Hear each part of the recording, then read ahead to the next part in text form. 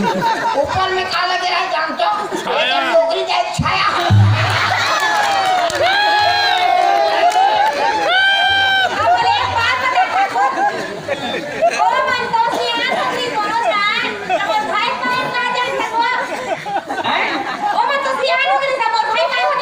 अब उस खानदान के बारे में ज्यादा क्या तारीफ एक कनिका ज्यादा पढ़ लिखने से के भाई वो अपन आप इतना बड़े समझ थे जानो मानो हम कहीं चीज जाने 11 साल में 8वीं पास 11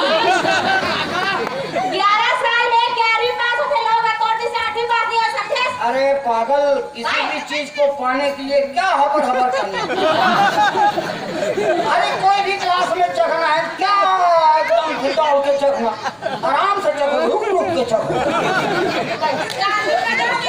अच्छा वो कहते हैं कि एक साल में एक क्लास में 3 साल फेल हो सकता मोर होना भी नहीं है मैं पढ़े लिखे खानदान के समझे दुनिया में ऐसे बहुत कम आदमी मिलते ना मिले भी नहीं शायद तक नहीं हो गए मिले नहीं हुआ आदमी एक कनिका सारे कॉलेज कर ले फॉर्मूला एकदम कमजोर हाथ समझ अब ले लेके घाचो चपरासी नौकरी वैकेंसी निकली समूला कथे भाटो फार्म भर दे मैं कहूँ यार फार्म के चक्कर में हाथ तक नहीं पड़े हो यार अरे कोई बात नहीं है ना भाटो फार्म भर दे बाकी देख लेंगे अपन तो है ना काहे टेंशन लेते हो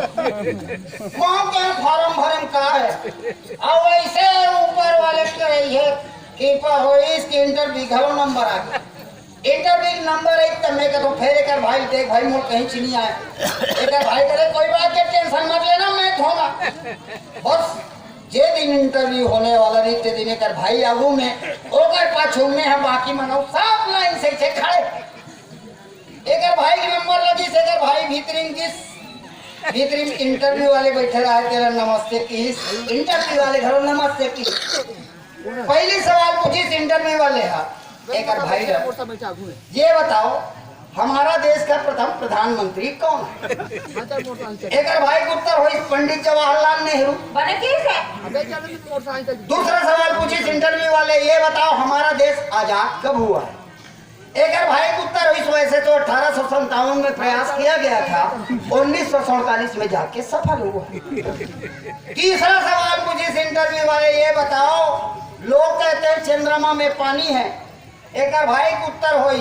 लोग कह रहे हैं लेकिन अभी तक साबित नहीं हुआ बस फिर का है फोन नंबर लगे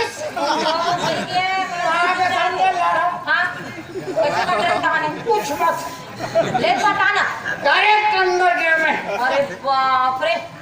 सामने वाले ने नमस्ते बोले सामने वाले कुछ नहीं बोली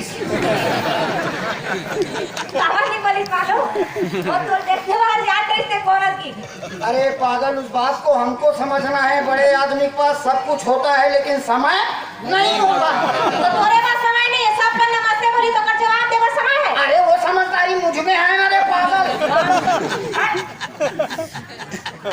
कहानी कैसे होई कहानी नमस्ते बोले कहानी पहले सवाल बोलता कि इसमें उत्तर जाके बल्ला रहा हाँ कुछ तुम्हारा नाम डायरेक्ट बताया पंडित जवाहरलाल नेहरू दूसरा सवाल पूछी तुम्हारा जन्म कब हुआ है डायरेक्ट बता वैसे तो 1857 में प्रयास किया गया था 1947 में जहाँ सफल हुआ है